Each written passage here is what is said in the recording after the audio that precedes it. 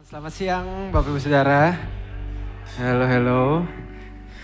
Kita berdoa dulu yuk sebelum kita masuk ke dalam firman Tuhan siang hari ini. Bapa di surga, kami anak-anak-Mu, umat-Mu datang di hadapan-Mu. Kami menyembah-Mu, kami memuji-Mu Tuhan. Kami juga mau Tuhan perlengkapi. Biar firman ini bukan cuma jadi informasi, tapi masuk ke kedalaman hati kami, bukan cuma jadi pengetahuan, tapi jadi kuasa yang mengubahkan hidup kami.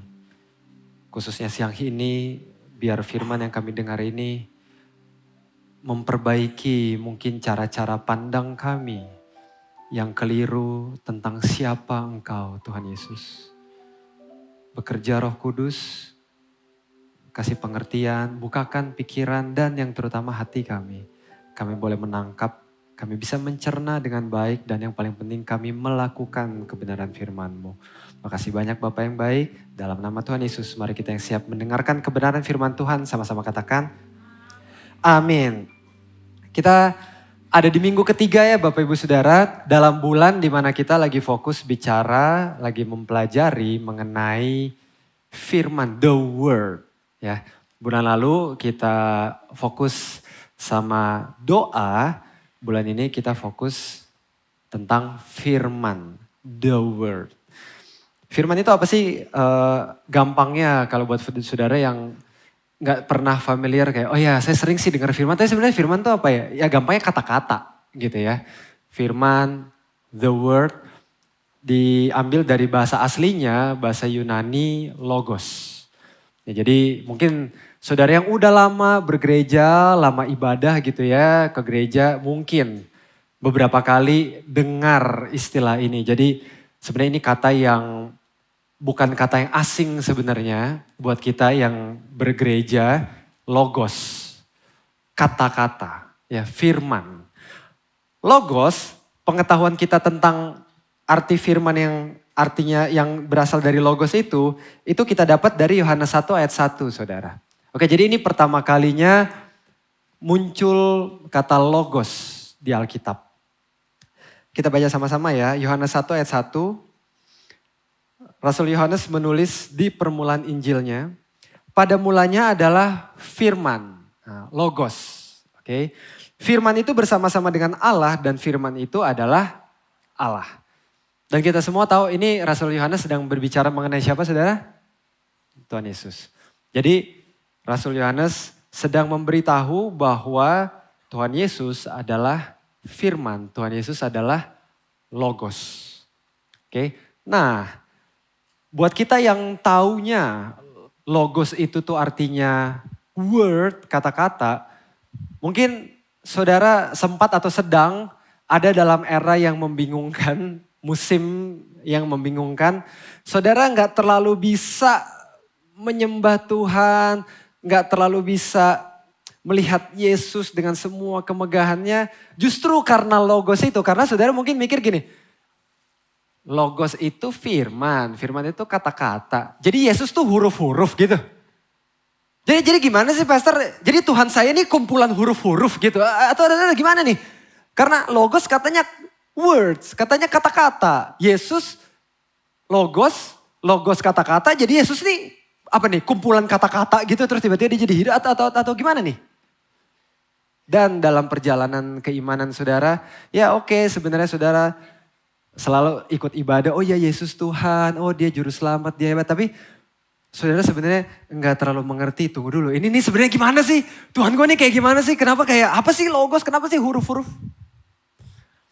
Untuk bisa mengenal dengan lebih benar, dengan lebih baik, izinkan saya menjelaskan siang hari ini makna yang lebih utuh dari logos itu.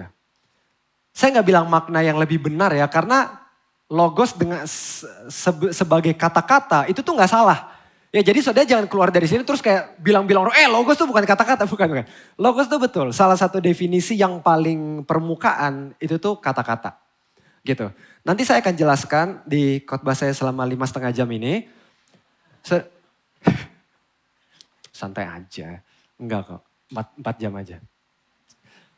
Siang hari ini kita akan tahu sebenarnya logos itu apa dan kenapa Yohanes pakai kata logos waktu mendeskripsikan tentang Yesus. Untuk tahu ini saya harus ajak saudara mundur 500 tahun sebelum Injil Yohanes ini ditulis. Backgroundnya ada di Yunani, di mana kalau saudara familiar dengan sejarah, dengan ilmu pengetahuan, Yunani di zaman itu adalah pusat ya dari intelektual, pengetahuan, pemikiran manusia yang saking hebat-hebatnya sampai sekarang pun banyak yang masih dipakai. Oke, logika, government, hukum-hukum fisika, filosofi manusia sampai sekarang pun banyak masih dipakai. Di zaman itu 500 tahun sebelum Injil Yohanes ini ditulis, banyak misteri-misteri dalam kehidupan, banyak hal-hal secara fisika, itu tuh sudah terjawab sebetulnya. Sama orang-orang cerdas di Yunani pada masa itu. Tapi ada satu pertanyaan yang tidak pernah bisa mereka temukan jawabannya. Mereka bisa dapat gambarannya, bayangannya, arahannya, tapi pertanyaan ini tidak pernah bisa mereka jawab dengan sangat jelas.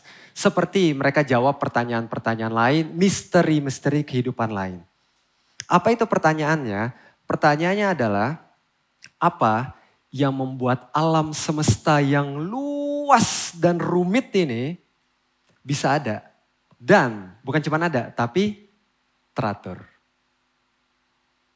Musim silih berganti, semut jalannya seperti itu, rantai makanan binatang, manusia lahir besar dan meninggal. Semua ini kok rapi sekali. Kok bisa ada keteraturan yang sangat besar, sangat luas dan sangat rumit ini? Mereka belum temukan jawabannya. Beratus-ratus tahun. Jawaban terdekat yang bisa mereka temukan, mereka rangkum dalam satu kata. Logos.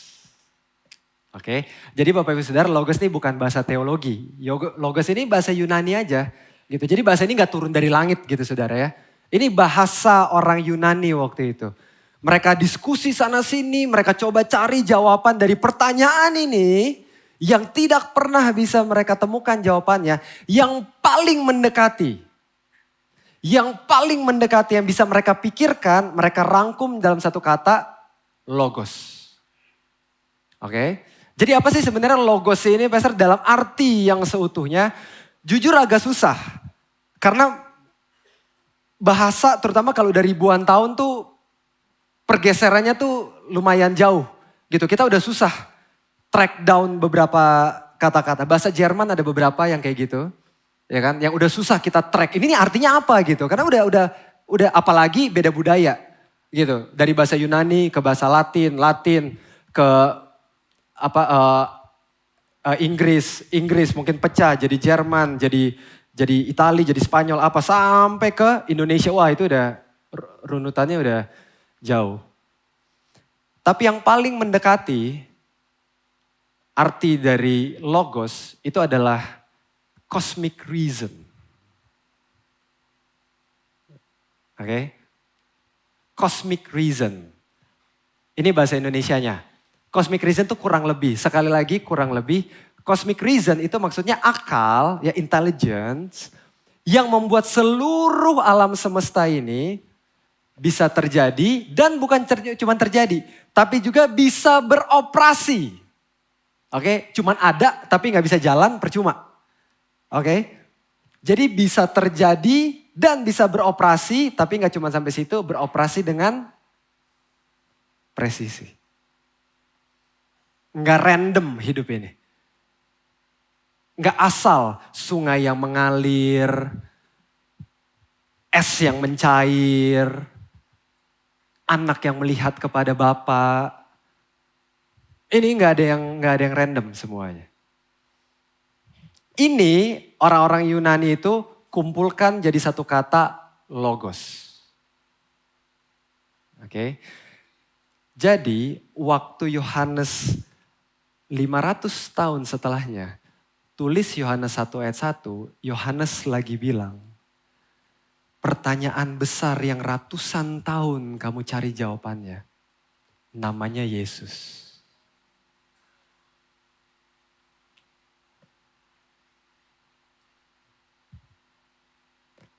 Kamu udah temukan banyak banget jawaban dalam misteri kehidupan.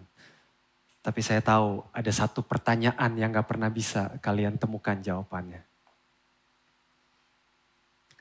Logos itu bukan abstrak. Logos itu adalah pribadi. Dan pribadi itu punya nama.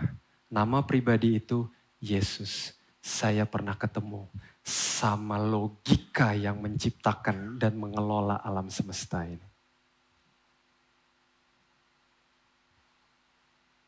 Itu maksud Yohanes 1 ayat 1. Waktu Yohanes 1 ayat 1 ini ditulis, dunia gempar sebenarnya. Kalau kita baca kayak, pada mulanya dari firman, gak ngerti gue. Mana nih 5 prinsip menuju kesuksesan? Gitu kan kita. Ya, waktu Yohanes 1 ayat 1 ditulis, dunia gempar. Karena kayaknya kita bisa temukan yang selama ini kita cari. Kenapa saya bilang kayaknya? Karena bagaimanapun tetap ada yang gak percaya kan. Sampai sekarang juga kayak gitu sama. Itu bobot dari Yohanes 1 ayat 1 sebenar-benarnya saudara. Itu arti logos yang seutuhnya. Lah jadi arti logos kata-kata itu dari mana Pastor? Karena logika, intelligence, akal yang bisa membuat sesuatu jadi dari gak ada jadi ada itu kan harus termanifestasi, betul? Nah dari situ logos sebagai kata-kata itu artinya juga muncul. Tapi makanya saya bilang itu tuh cuman efeknya. Itu tuh cuman kayak akibat dalam tanda kutip. Akibat dari arti logos yang sebenarnya. Gitu. Jadi betul kata-kata cuman arti yang sebenarnya ini. Cosmic reason.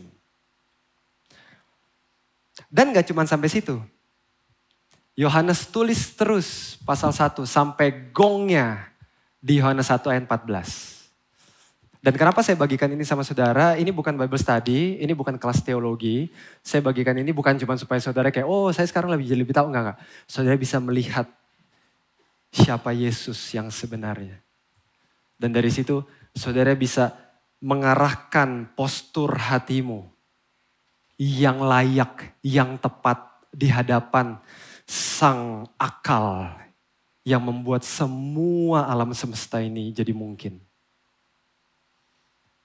Di Yohanes 1 ayat 14, Yohanes tulis, firman itu, logos, misteri besar yang kalian cari-cari itu, menjadi manusia. Dan bukan cuma sampai situ.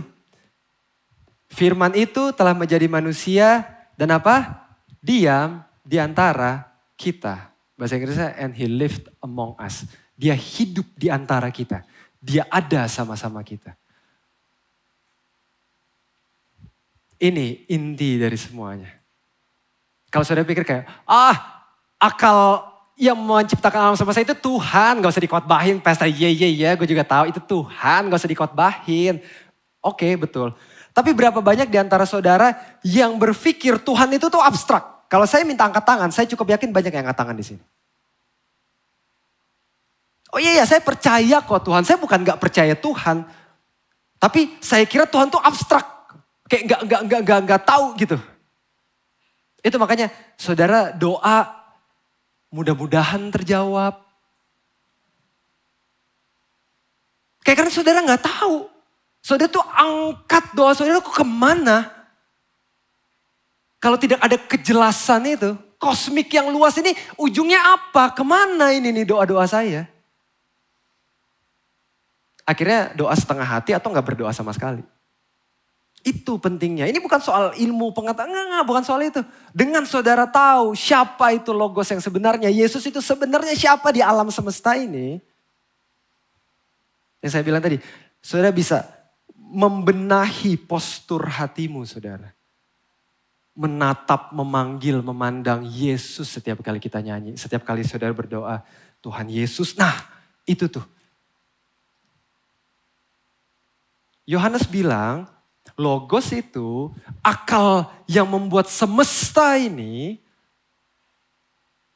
dia jadi manusia. Justru ini poinnya. Kalau orang-orang di luar sana justru mendiskreditkan, mencoba menyerang ini. Wah, Tuhan kenapa jadi manusia? Justru itu iman kita, saudara. Kita nggak main adu-aduan hebat-hebatan Tuhan. Karena Tuhan kita akal alam semesta yang malah jadi manusia. Kita nggak pusing. Saudara nggak perlu malu, nggak perlu ragu, nggak perlu jadi awkward, apalagi anxious, apalagi mulai meragukan keabsahan, integritas, kuasa Tuhan Yesus. Karena dia jadi manusia, justru karena dia jadi manusia, itu faktor pembedanya. Dan saya bilang faktor pembedanya bukan kayak, ayo pilih mana gitu, bukan ya. Gitu, saudara nangkep gak? Sementara kita manusia adu-aduan Tuhan, nangkep ya saudara ya. Weh Tuhan gue nih, Tuhan gitu. Tuhan akal kosmos yang menciptakan semua alam semesta itu, dia gak pusing. Dia pilih jadi manusia. Buat apa? Buat mati di kayu salib gantikan kita. Saudara cari Tuhan kayak gitu. Saudara cari akal kosmik yang kayak gitu. Saudara cari maha kuasa, maha dahsyat yang kayak gitu. Yang dengan semua kedahsyatannya masih peduli sama saudara sama saya.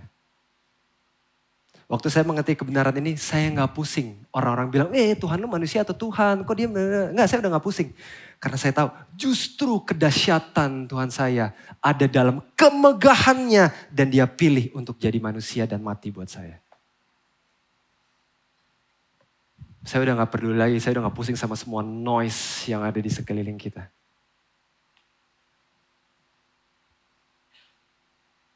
Ini, word itu, Tuhan yang kita sembah itu. Yesus itu saudara. Saya mau pause sebentar. Saya pengen saudara coba membayangkan dengan imajinasi terliar saudara. Apa yang Rasul Paulus tulis ini. Firman itu telah menjadi manusia dan hidup di tengah kita. Akal yang menciptakan dan mengelola alam semesta ini, akal kecerdasan maha agung yang membuat semua ini mungkin di alam semesta, dia pilih jadi manusia dan dia hidup sama-sama kita. Saudara merinding gak ngebayangin ini? Bulu kuduk saudara berdiri gak membayangkan itu? Itu Tuhan saudara dan saya. Masih berniat ketiduran waktu doa malam? Karena kita tuh udah tercampur sama semua yang dikasih tahu dunia ini. Jadi kayak kita pikir Yesus tuh ya kayak orang suci aja. Yesus tuh kayak guru moral. Jadi tinggal pilih-pilihan aja mau moral yang mana. Saudara nangkep ya? Tanpa kita punya pengertian, bilang sama-sama saya, pengertian. Tanpa kita punya pengertian yang akurat tentang siapa Yesus itu. Saat semua ini belum ada. Saat kosmik ini gak ada. Saat kita gak punya pengertian yang benar, kita reduce Yesus jadi apa? Semua yang dibilang dunia ini. Yang saya bilang tadi. Tinggal pilih aja lo mau yang mana. Padahal Yesus itu akal. Ya, alasan, reason kan. Alasan semua ini ada. Dan kita reduce dia cuma dengan title atau peran yang sama. Makanya waktu kita punya pengertian ini bahwa Yesus adalah alasan alam semesta ini bisa ada dan teratur. Semua firman yang kita baca ini itu tuh jadi, saya gak bilang make sense ya karena banyak yang gak make sense. Tapi jadi kayak, oh ya pantes gitu loh. Pantes air bisa jadi anggur. Molekulnya dia yang bikin kok. Pantes bisa jalan di atas air. Dia yang ciptain air kok. Pantes mayat yang udah busuk 4 hari bisa pulih lagi, bisa bahkan hidup lagi. Orang realita dia yang ciptain kok. Dia itu beyond reality. Realita tuh dia yang ciptain saudara.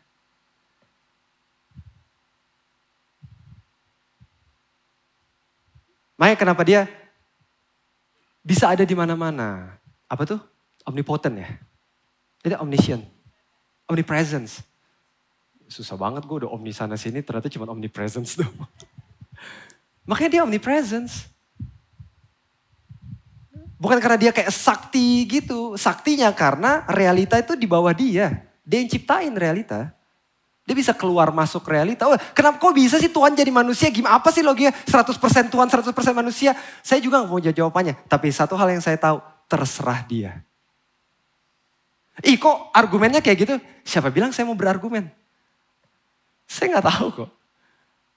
Tapi yang saya tahu, kalau dia yang ciptain ini semua, gak ada yang gak mungkin buat dia. Makanya akhirnya semua ini jadi, oh gitu benar. Dan bukan cuma mujizat-mujizatnya loh saudara. Semua yang diajarkan buat kehidupan kita. Tuhan membenci orang sombong, 1 Petrus 5. Ya pantas. Bukan karena dia insecure, tapi karena saudara bayangkan gak? Dia yang membuat alam semesta ini, dia menopang alam semesta ini, dia pilih jadi manusia buat melayani kita. Masih ada manusia yang sok-sokan lebih hebat dari yang lain. Jadi waktu dia bilang, dia gak suka orang sombong, ya pantes. Karena lucu buat dia. Kok bisa manusia yang gak ada kuku-kukunya dibanding dia, sang cosmic reason ini masih bisa-bisanya. Merasa lebih hebat, merasa lebih oke, cuman gara-gara nenteng tas yang lebih mahal.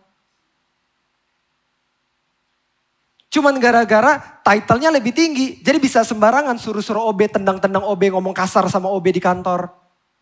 Lucu, komedi. Manusia itu jadi komedi. Ngerasa paling hebat padahal aduh kuku aja gak ada sekuku-kukunya. Kayak we look down on people karena apa? Terus kita gak terima lagi ayatnya. Oh Yesus, Tuhan gak suka orang sombong. Tuhan tuh insecure tahu. Ya you be you dong kalau misalnya lo emang karakternya kayak ya elah sombong jadi karakter. Kalau lo emang kayak gitu kenapa? Tuhan insecure. Gak suka orang sombong. Waduh kenapa tuh pendeta-pendeta suka bilang-bilang mobil mewah. Gue kerja nih. Gue bisa punya brand ini karena gue promosi tahu. Lucu buat cosmic reason ini ngelihat orang kayak begitu. Apalagi? Pertolongan Tuhan tepat pada waktunya. Ya iya pantas dia yang paling tahu. Jangankan waktu kita. Jangankan waktu kita dipromosi. Jangankan waktu kita punya anak. Waktu kapan matahari bergerak dan berhenti aja dia yang bikin kok.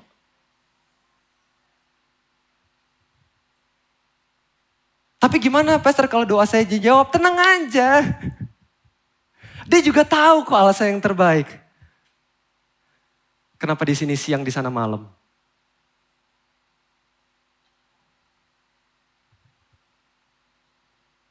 Dia tahu kok yang terbaik, kenapa di Jakarta gak ada salju.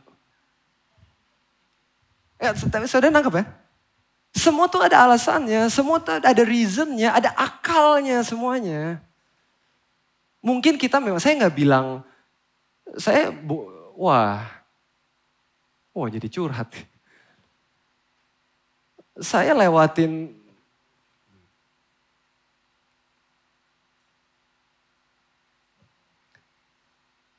tapi saya tahu, dia itu tuh bukan cuma hebat, dia mati di kayu salib. Nggak mungkin rencananya jelek buat saya. Nggak mungkin dia jahat sama saya. Dia mati memalukan kok. Dia yang ciptain kosmik ini tiba-tiba dikata-katain kok sama orang yang nggak ngerti.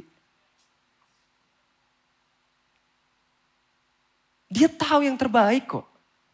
Itu dia makanya saya datang sampaikan ini siang ini supaya kita punya postur hati yang tepat. Tuhan, ini nggak enak banget buat aku. Tapi aku tahu semua bisa ada karena Engkau. Aku mau coba tunduk sama rencanamu Tuhan. Itu maksud kita belajar apa yang kita dengar siang hari ini saudara. Saya harap bukan cuma jadi, lu tahu nggak logos artinya apa sebenarnya? Bukan ya saudara, bukan buat itu kok. Tapi buat memperbaiki postur hati kita di hadapan nama Yesus. Di hadapan firman ini. Dan bicara soal firman, saya udah selesai, saya bisa panggil grow. Buat kita orang-orang modern yang dalam tanda kutip merasa bisa sukses sendiri, bisa hebat sendiri. Dengan realita yang barusan kita lihat ini, pertanyaannya. Seberapa kita percaya kuasa yang ada dalam firman ini. Dan saya harap sekarang saudara percaya kuasanya. Bukan karena doktrinasi pendeta. Tapi karena saudara tahu sendiri. Makanya kan kebenaran memerdekakan kamu, ya kan? Saya cuma kasih tahu biar saudara merdeka.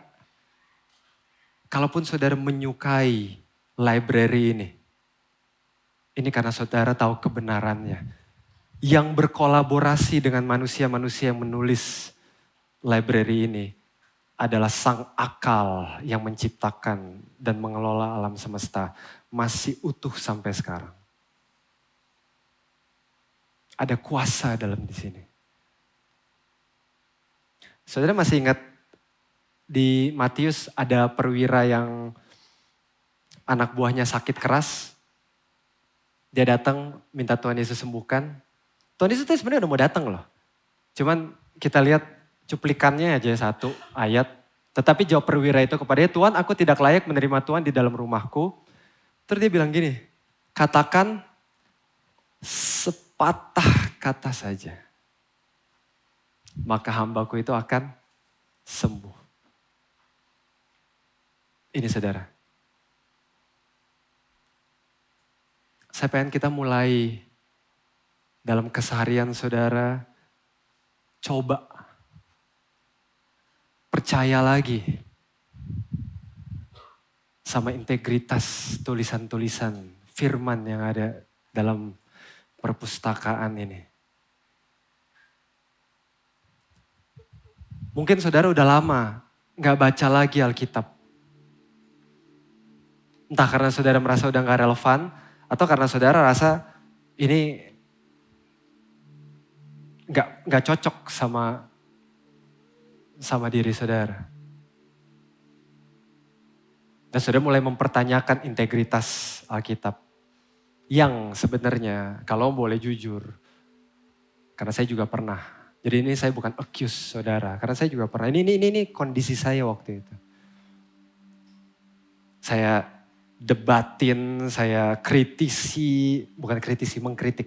Beda tuh. Saya mengkritik banyak sekali isi-isi di sini. Sebenarnya saya bukan masalah sama integritas firman. Saya trauma sama pemimpin.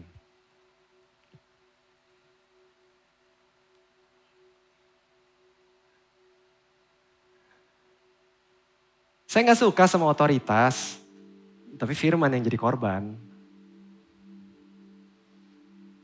Mana nih katanya enggak, saya yang lagi sakit hati aja, saya yang pahit aja. Gak ada hubungannya sebenarnya sama integritas firman.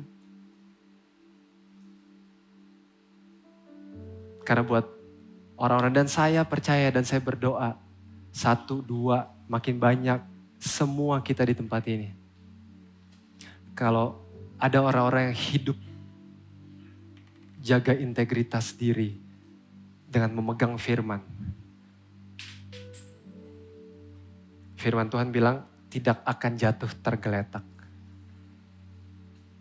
Daud bilang Dulu aku muda, sekarang aku tua, tapi aku gak pernah lihat orang benar cucunya minta-minta roti. Itu terbukti saudara. Mungkin saudara bisa look back sama opa, oma saudara. Saudara sekarang hidup asal-asalan, ke gereja juga asal-asalan cuman karena istri aja. Bisa jadi.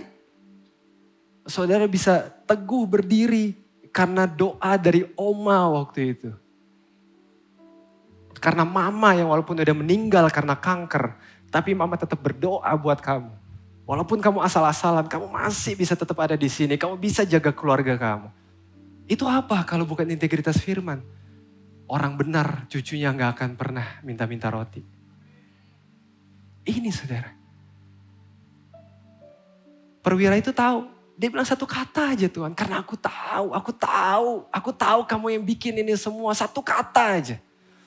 Kita dikasih banyak banget kata saudara.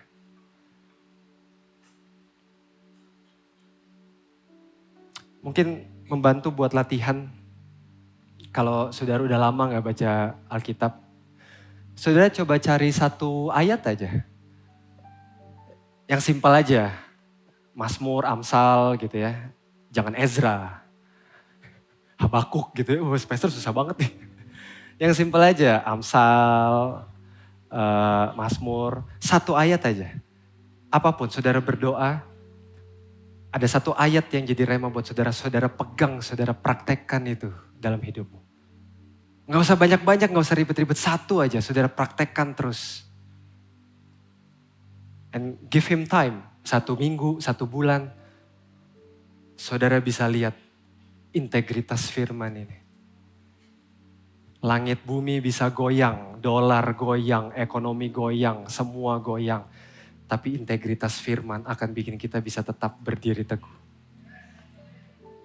Karena apa?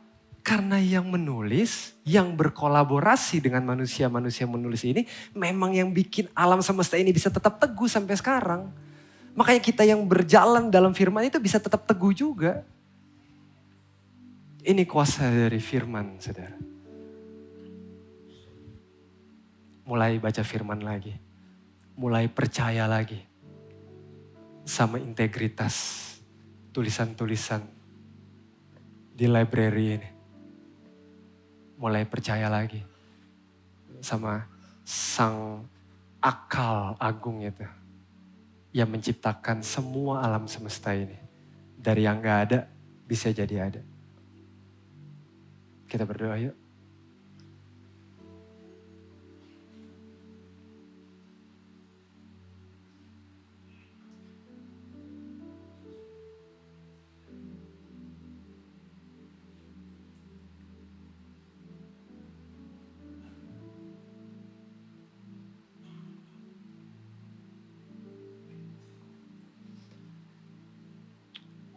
Tuhan. Dahsyat pun kayaknya kurang ya Tuhan untuk menggambarkan kebesaran-Mu Tuhan Yesus. Tapi bahkan dalam segala kebesaran, kedahsyatan dengan kesemarakan-Mu, Tuhan malah pilih jadi manusia dan mati memalukan di kayu salib buat kami.